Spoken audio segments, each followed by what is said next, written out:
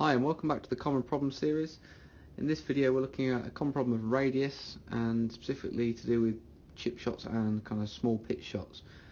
So this player's got some great changes here that we can all learn from. So there's some initial changes in setup. So the original setup here, there's a slight change in head angle and leg positioning. So effectively these legs, or the legs are a little bit too far back or too far behind the golf ball, and then the nose looks slightly in front of the ball. And this is rarely would you see many good players' noses look in front of the ball, because it really affects how the shoulders and the rest of the body can move. So on the right of the screen, obviously that's just been tidied up, so a small adjustment there.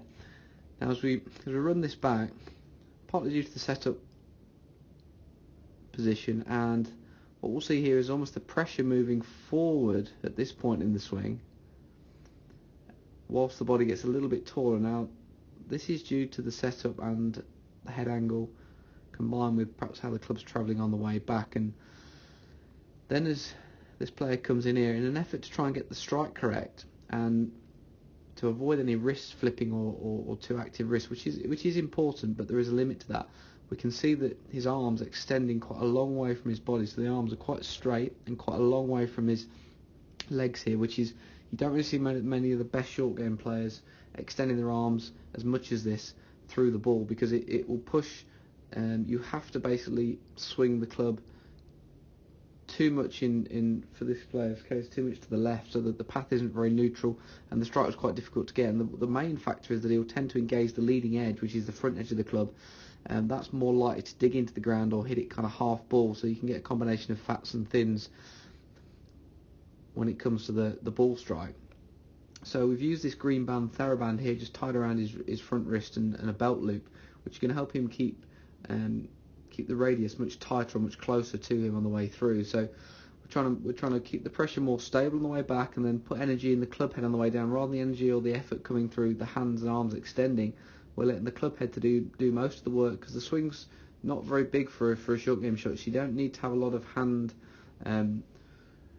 extension or arm extension, because essentially at this stage his hands only move from where it started, which had been roughly here, a little bit further forward, to there. So that's only a small distance, therefore the hands don't have to move a lot coming through. The energy should be more so in the club head, so the club head does most of the work for a short game shot. You want to hit with a small amount of shaft lean. This is plenty. You never want the handle leaning any more further forward than this. So that will then enable him to engage the bounce, which is basically the bottom of the club, or the sole of the club. All the best short game players use the back of the club or the sole to interact with the ground the most, rather than the front edge. This avoids digging and gives you a greater margin for error when you're playing your shots. So after impact here, we'll see that the hand or the arm radius is far closer to the front pocket, which is more common with good short game players, and his hands and arms will travel a little bit more, what I call, into the pocket. So it's travelling more kind of around in this direction, rather than swinging straight on the target line, which you'll see is more visible when we look at the other view from the back view.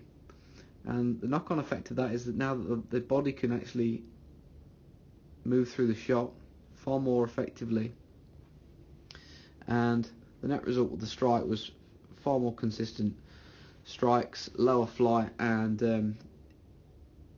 the control of every part of the shot was much greater.